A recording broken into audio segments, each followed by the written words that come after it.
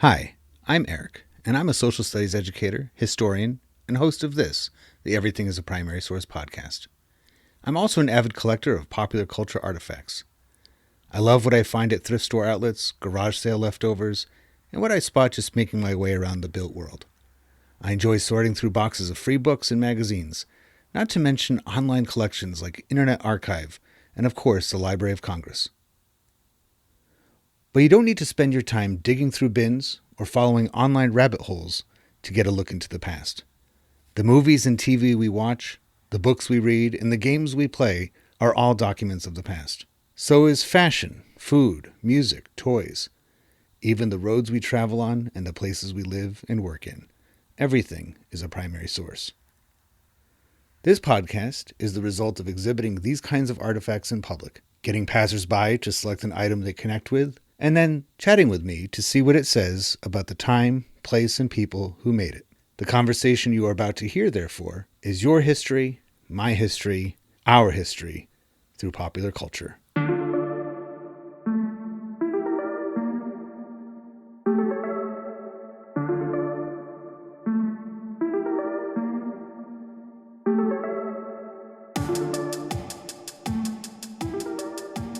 So Spencer, here we are again. Yeah, it's been a couple of years, apparently. I was going to say 2 years. Feels like yesterday. To the day. It does, because, and our two podcasts, so remind everybody what your podcast is. So I'm one of the co-hosts of the Dime Comic Bros Network. We have a couple of podcasts. There's Dime Comic Bros, the main show, as well as Dime Gaming Bros. It's me, a couple of my buddies.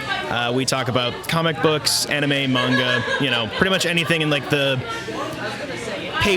pen on paper nerd world type stuff, the print media for the most part, stuff like that. So you were one of my first guests ever for podcast karaoke 2 years ago at Free Comic Book Day. And you were about 10 feet that way. Yeah, and so on my table of all sorts of stuff, and you chose Batman Year One. It's a fantastic comic, isn't it? It's one of the greatest. Batman is tried and true material at this point, but admittedly, a lot of that ends up actually stemming from this book. You have a question which kind of springboards me into why this book is so important, I think. So of all the questions that we could ask about a primary source, we're going to go with, why did they make it? So at the time, this was shortly following the first real reboot / crossover of DC Comics history, Crisis on Infinite Earths. So at that time in, 86, 87, they needed to have a new origin story for a lot of their main heroes, or a more condensed history after this first universe-spanning, continuity-changing event. So they got old, reliable Frank Miller, or at least old, reliable at the time, from his previous work on Dark Knight Returns, and David Mazzucchelli to do another origin story for Batman, which is pretty straightforward in terms of its storytelling and everything kind of included in it. But it's kind of the foundation of almost everything we know as modern Batman media. Yeah. Like every single adaptation, particularly the most recent film, The Batman, takes heavy inspiration from this book. Well, I remember seeing that too because I read this years later. I mean, this is like after I think all three of the Christopher Nolan Batmans come out, and I remember reading it, I'm like, I see a lot of Batman Begins in here too. Yep. Where they basically, because I think it's interesting because 1989, the following year, is when the movie comes out, and that seems to be setting the standard, or at least the lineage for Batman for the next couple decades or so. But for the comic book reading world, especially for like the general public. I think, me and my contentious opinions, I don't actually like Batman 89 that much. Loved it as a kid, but it's neither here nor there. But that was what really pushed it into like the public space, and a lot of like general awareness and cultural osmosis kind of started from that. But in terms of comics, like there's always a footnote next to almost every single Batman story these days, whether it's in print or it's audio, podcasts or film adaptation or whatever. And it's like there's heavy inspiration from Year One. It's just such a clean story. It's really well self-contained. It's very simple in its storytelling, and it's very timeless. Have you ever seen the animated version of it? I have. It's really, really well done. I loved it. A lot of it was cool. Yeah, a lot of DC's like one-to-one adaptations of their graphic novels from those would be like the late 2000s, early 2010s. Those ones are really, really well done. And Year One is definitely up there. Because it's almost like a cause and effect thing that why DC made it may have almost preempted the reason for it. And what I mean by that is I feel like Batman, the general public Batman, got all sort of contorted throughout the 90s where were they preempting things by being like, this is the Batman we want you to know is this one. Maybe I'll start that all over. What I mean by this, what I'm trying to get at is while watching the animated version of it, while reading this, I'm like, this is like a crime story that I've always wanted. Right. Had Batman in the comics kind of taken a weird direction by the mid-'80s that they're like, yeah, we could use a reset. It definitely did as well because, the late 70s, early 80s were not terribly kind to Batman. There were a lot of really good stories, mostly written or edited by Neil Adams, which were really, really well done. But there was a lot of goofy shenanigans that a lot of people know and hold fondly now, in retrospect. And then the 90s also threw Batman for another loop yet again because the comic industry collapsed. DC nearly went bankrupt, Marvel went bankrupt, and they had to, the whole market just completely shifted, The 90s Edge era hit Batman really hard. So it is interesting because then when the, early to mid 2000s hit, and then you get the beginnings of the Nolan trilogy, it kind of rubber bands back to this status quo, which happens every couple of years in like a more of a microcosm. Every new adaptation or film version, new comic book status quo, it always kind of ends up rubber banding back to like Batman solving mysteries in Gotham and just getting the crap kicked out of him. Like that's the core more than anything else. You can put all the fancy strings on top of it that you want. You can make him go to space, do whatever, but most people's like core Batman inside the heart, is a mystery book. And that's like the first iteration of him is Detective Comics.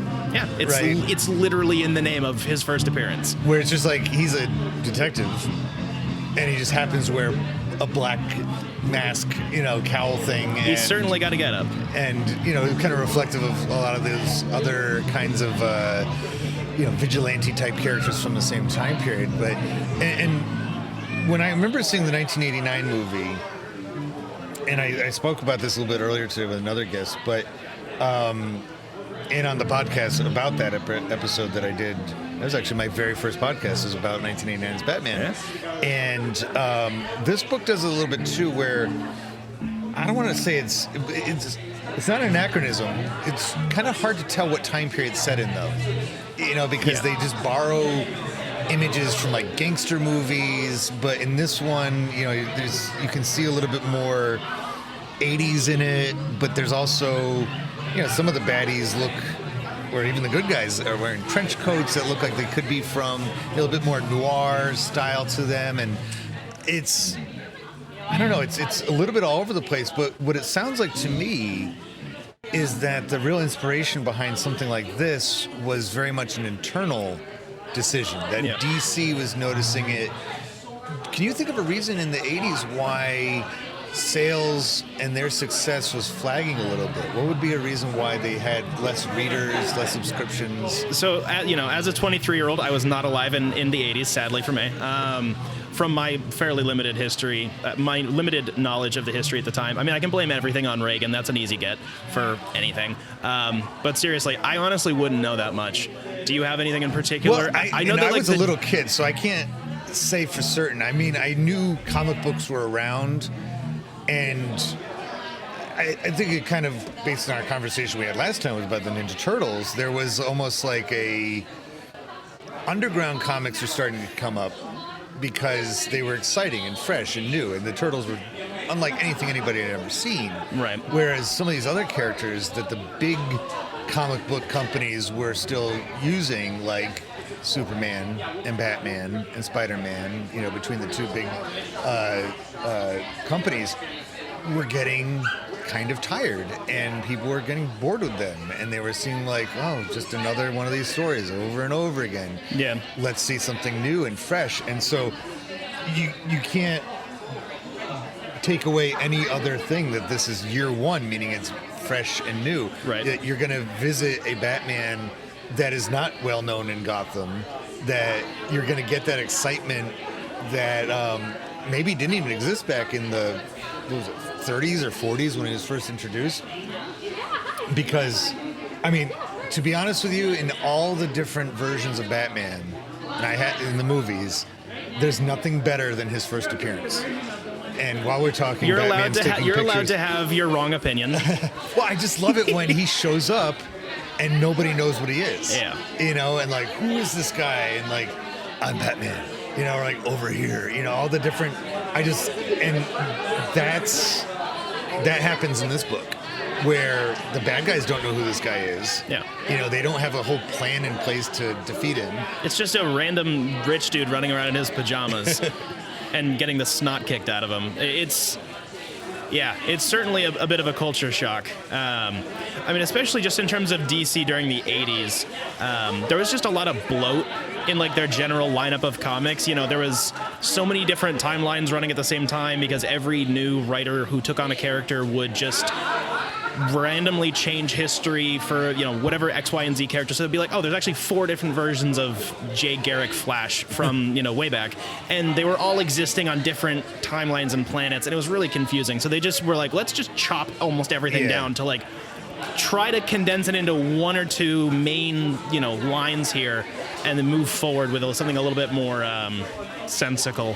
Especially as sensibilities were changing, we were kind of moving away from a lot of the really, really over-the-top stuff. The 80s were rough from what I've, gathered. Well, it depends on whose perspective, but I guess from a commercial one, which seems to be the driving force in this, and you got to think about what else was out there or emerging to take, especially the main audience, which would be, this particular one's not geared towards kids. Right. It's more of a young adult audience, but even they were being distracted or taken away from the comic books that they had been really deeply invested in previous time periods. That they had VHS tapes to watch. They had video game arcades. That is true. Arcades was like peak arcade time would be late 80s, from what I understand. And the bring home video games.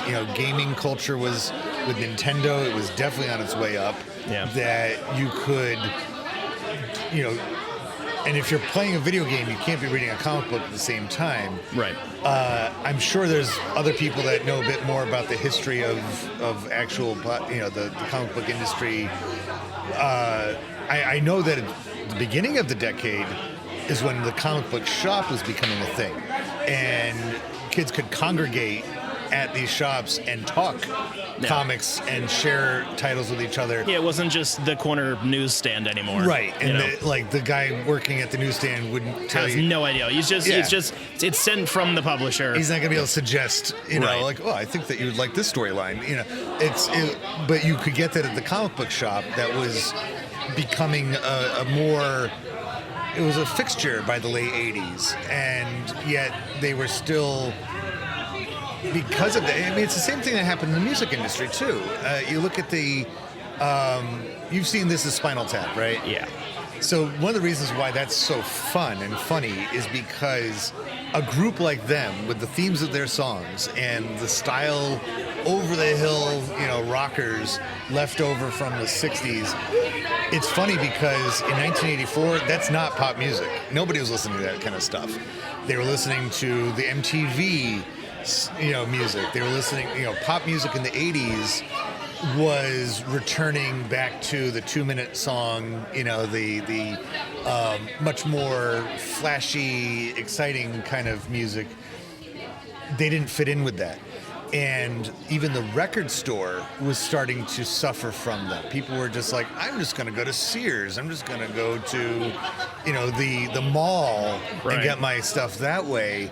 I can't imagine that comic books were any different. That people were like, I just don't have time in my life for all these different versions of Batman, all these different versions of Spider-Man. I just give me one. Just give me a literal book. Right. And there you go. There you go. You have a graphic novel So- to just pass off on shelves. They had to know that the Warner Brothers Batman movie was in the works, right? I mean, there's no way that DC, For sure. the people making this one.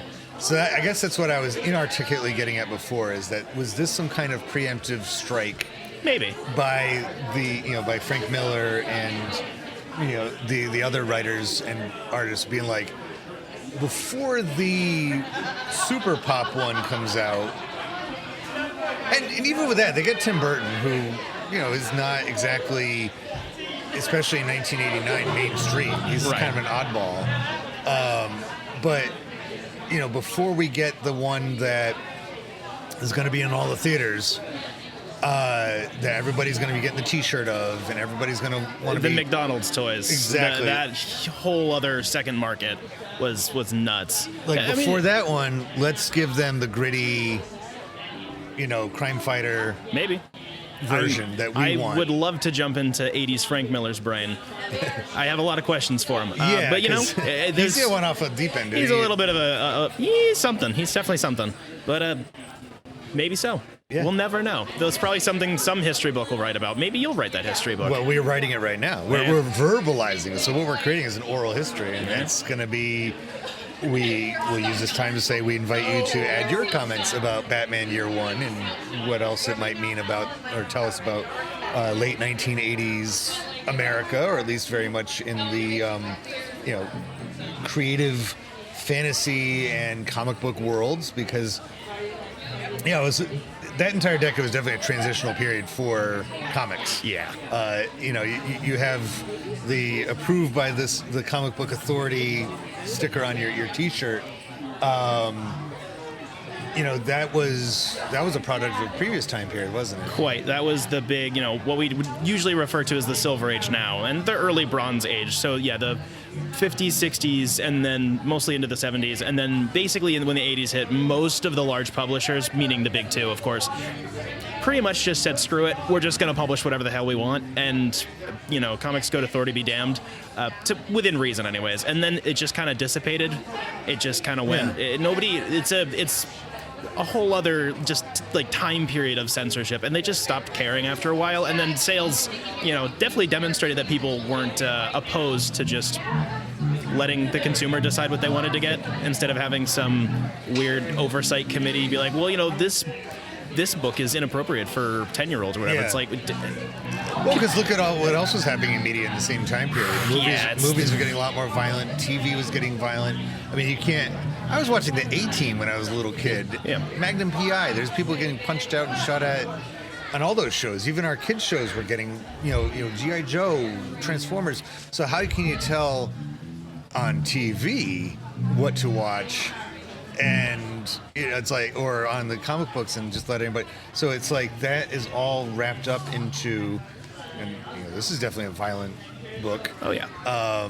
It's just another sign of the time. So I think we did a pretty good job with just one question and one book and trying to discern it. I really appreciate you taking the time again. Yeah, it's a known character flaw of mine. I can talk about any one thing for a great long while. Well, you choose the right medium for it. So before we depart, how can people best hear you on your podcast? So pretty much any audio platform under Dime Comic Bros Network. We're also on YouTube.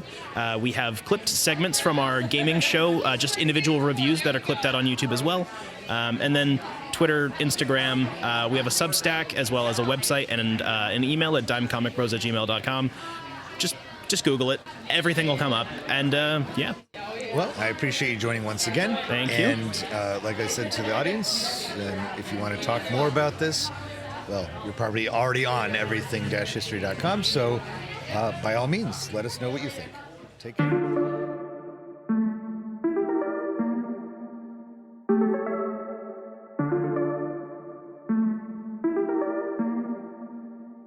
Popular culture, by definition, connects and unites us, and proves that people of different backgrounds, in fact, have a lot in common with one another.